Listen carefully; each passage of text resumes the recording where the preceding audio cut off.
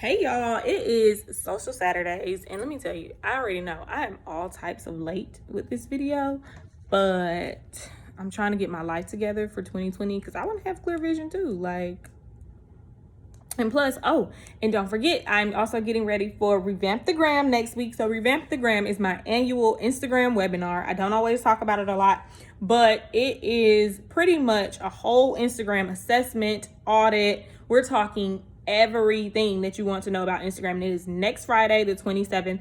There's still a few tickets left. Usually this service is $385. It is only $50. So this Social Saturday, I don't want to talk about Instagram because I'm saving all the good stuff for the class, But I did have a question about motivation and things that you guys might need to know about your business. So give me a couple seconds to pull it up because y'all know how Instagram be spamming the questions box. So I'm just trying to figure out what's what again.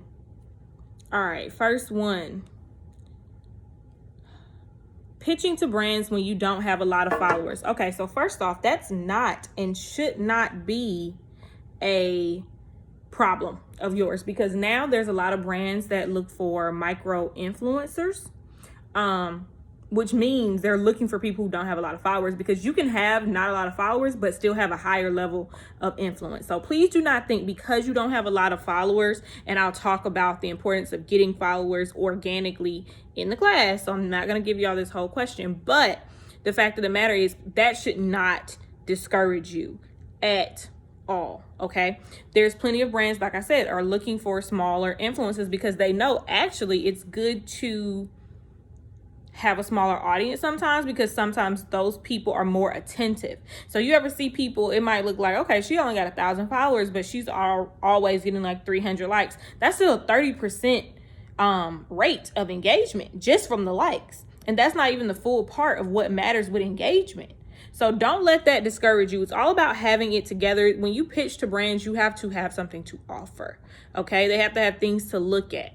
You have to figure out how, when you're pitching to them, figure out how you even fit their brand. Why are you pitching to them? They need to know these things. They need to just know why you're beneficial. So please do not let that discourage you, at all. Stay motivated in that aspect. Just have your shit together, honestly.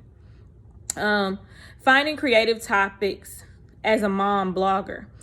Honestly, whether you're a mom blogger or a regular blogger, the creativity should come in your actual lifestyle. And I know I talk about lifestyle pretty often. I always say, y'all probably think it's cliche now that I always say, just be yourself. But that's exactly what it is. Even as a mom, as any type of blogger, like I said, you need to be able to be yourself and live your lifestyle. Because honestly, a lot of my content just comes from things that I know I say, things that I know that I do that are part of my personality. I don't always wake up and have captions planned. And I've said it before, I don't plan out posts or nothing. I'll wake up, I do have this one app that tells me kind of a suggested time to post, but that's about it. Other than that, it's all me. So I have to think about, okay, what would I say? That's why it's so important to have the right visual. Sometimes I'll look at the visual that I might just have some extra pictures and I'm like, okay, I haven't posted this. Let me figure out what goes with it. So it's the same thing, whether you're a mom or not. I'm not a mom of a child, but I, do a lot of other things that are relatable. Anything you do is relatable. And there's other moms out here. So anything that you think about that's you're probably not even thinking of stuff that makes it content. I'm not a mom, so I can't really say. But when I'm looking at certain things, I'm be like, I wonder if da-da-da-da-da. Make that into a caption and then build off of it. You see what I'm saying? So that should not be a struggle of yours. Literally anything that you do or go through as a mom, it can be content because there's probably somebody else that's going through the same thing. How do you keep up with trends and find ways to be innovative? That's actually the exact same question in a different form. Honestly, I do the same thing. I look at what's going on. I take my time. I know a lot of people don't want to spend a lot of time on Instagram, but I really take my time to study Instagram sometimes. When I found out today was National Short Girl Appreciation Day, I found that content, then I created and shared that content. You can easily find things to talk about, okay, on Instagram if you follow the right people. And that's why it's also super important to make sure the right people are on your feed as well.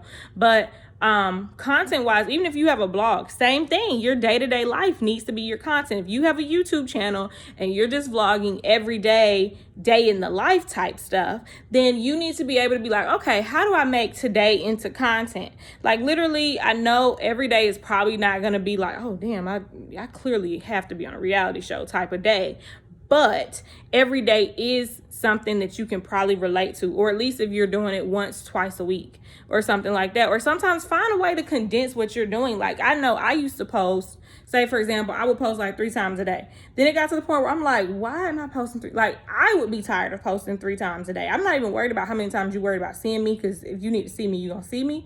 But I would be tired of doing that. So find things that work for you. If you know that whole, oh, I'm gonna post a video every day ain't working for you, compile your week into content.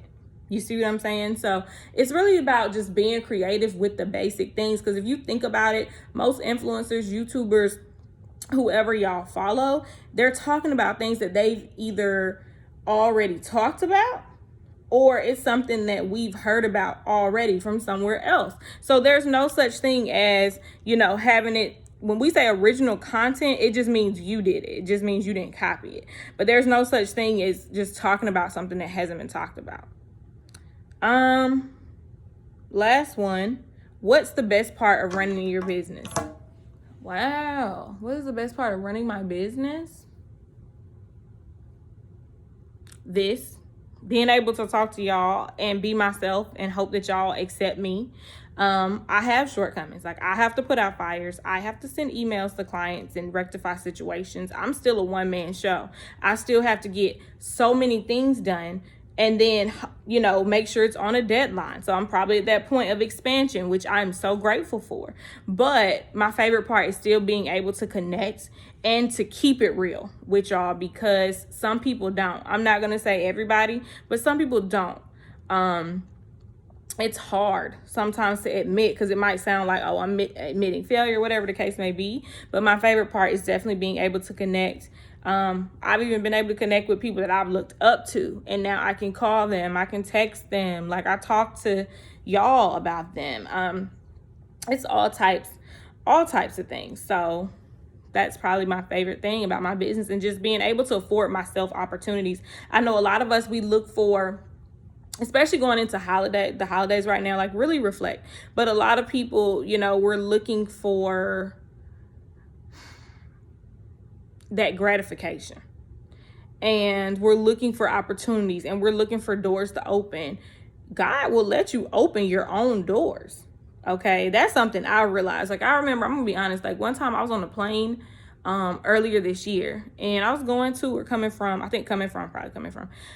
of my brunches, and I realized I afforded myself this opportunity. I created this brunch, I created this space, I created this table that people want to sit at. Of course it's not world renowned yet or anything like that, but I can say it's international, I can say it's trademarked, and I can say that it's an experience that people want to be a part of, even if it's a small amount of people. Okay, so the best part is being able to talk to y'all and afford myself these opportunities that we all think are, or that seem that they can't be reached.